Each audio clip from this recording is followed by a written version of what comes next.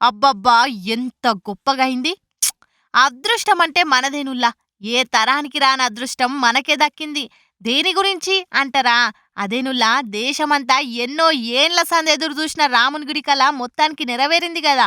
అయోధ్యల సోమవారం నాడు బాలరాముడి విగ్రహ ప్రాణ ప్రతిష్ఠ కార్యం ప్రధాని మోడీ సార్ చేతులతోటి మా సంబురంగా జరిగే. మోడీ సారు విగ్రహ ప్రతిష్టాపన చేసేటప్పుడు అందరి ఇళ్లల్లో చేతులెత్తి దండం పెడుతున్న వీడియోలు చాలా మంది ఇన్స్టా, ట్విట్టర్, వాట్సాప్లల్లా పోస్టులు చేసిర్రు. గిట్ల ర్యాలీలు, భజనలు, పూజలతోటి దేశం మొత్తంలా జై శ్రీరామ్ నినాదాలు మోగినాయి. పెద్ద పెద్ద సెలబ్రిటీలు సుతా బాగానే వచ్చిర్రు.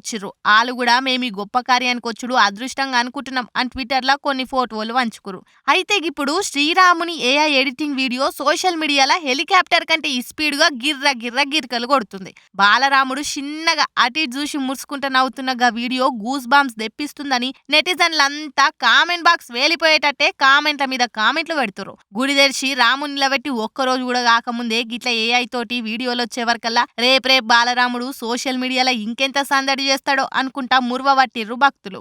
మొన్న దాకా రాముడు ఇట్లనే ఉండేటోడు, పురాణాలల్లో చెప్పిన ప్రకారం గీస్తే ఇట్లుంటది అని మస్తు ఫోటోలు వైరల్ అయినాయి. కొందరు స్టార్ హీరోల ఫ్యాన్స్ అయితే అలా ఫేవరెట్ యాక్టర్ మోకాలు ఎడిట్ చేసి కూడా మురిసిపోయారు.